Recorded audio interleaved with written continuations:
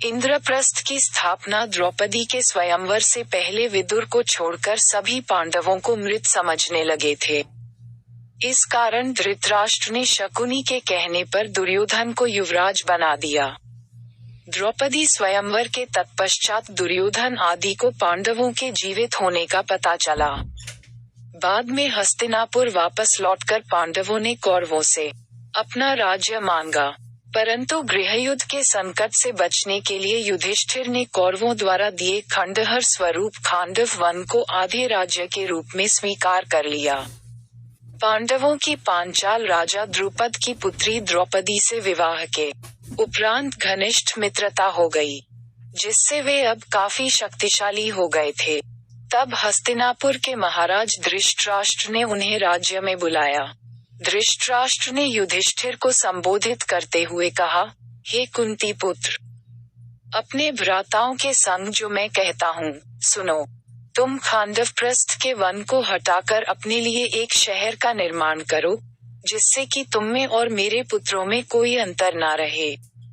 यदि तुम अपने स्थान में रहोगे तो तुमको कोई भी क्षति नहीं पहुंचा पाएगा। पार्थ द्वारा रक्षित तुम खांडवप्रस्थ में निवास करो और आधा राज्य भोगो।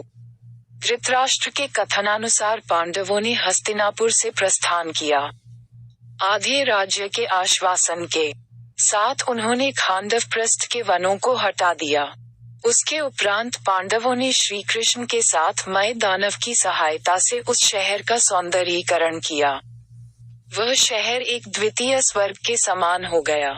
उसके बाद सभी महारथियों व राज्यों के प्रतिनिधियों की उपस्थिति में वहां द्वैपायन व्यास के सान्निध्य में एक महान यज्ञ और गृह प्रवेश अनुष्ठान का आयोजन हुआ।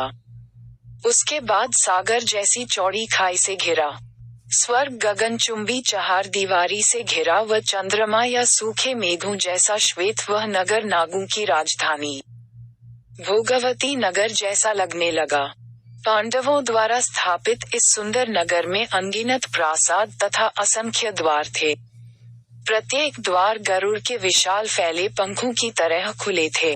इस शहर की रक्षा हेतु दीवार में मंदराचल पर्वत जैसे विशाल द्वार थे। शस्त्रों से सुसज्जित इस सुरक्षित नगरी को दुश्मनों का एक बाण भी खरौंच तक नहीं सकता था। उसकी दीवारों पर तोपें और शतघ्नियां रखी थीं, जैसे दुमुही सांप होते हैं। बुर्जियों पर सशस्त्र सेना के सैनिक लगे थे। उन दीवारों पर वृहत लौह चक्र भी लगे थे। यहाँ की सड़कें चौड़ी और साफ थीं। उन पर दुर्घटना का कोई भय नहीं था। भव्य महलों, अट्टालिकाओं और प्रासादों से सुसज्जित यह नगरी इंद्र की अमरावती से मुकाबला करती थी। इस कारण ही इसे इंद्रप्रस्थ नाम दिया गया। इस शहर के सर्वश्रेष्ठ भाग में पांडवों का महल स्थित था। इसमें कुबेर के समान खजाना और भंडार थे।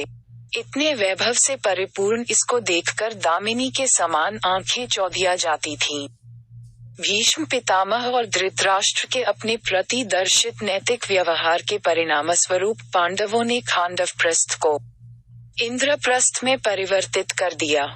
पांडु पुत्र अर्जुन ने श्री कृष्ण के साथ खांडव वन को जला दिया और इंद्र के द्वारा की हुई वृष्टि का अपने बाणों के बांध से निवारण करते हुए अग्नि को तृप्त किया। वहां अर्जुन और कृष्ण ने समस्त देवताओं को युद्ध में परास्त कर दिया। इसके फलस्वरूप अर्जुन ने अग्नि देव से दिव्य गांडीव धनुष और उत्तम रथ प्राप्त किया। उसे युद्ध में भगवान श्री कृष्ण जैसे सारथी मिले थे तथा उन्होंने द्रोणाचार्य से ब्रह्मास्त्र आदि दिव्य आयुध और कभी नष्ट न होने वाले बाण प्राप्त किए थे। इंद्र अपने पुत्र अर्जुन की वीरता देखकर अति प्रसन्न हुए। उनके कहने पर देवशिल्पी विश्वकर्मा और मय दानव ने मिलकर खांडव वन को इंद्रपुरी जितने भव्य नगर में निर्मित कर दिया, जिसे इंद्रप्रस्थ नाम दिया गया था। अगर आपको वीडियो अच्छा लगा तो सब्सक्राइब करें और शेयर करें एजुकेशन स्टोरी।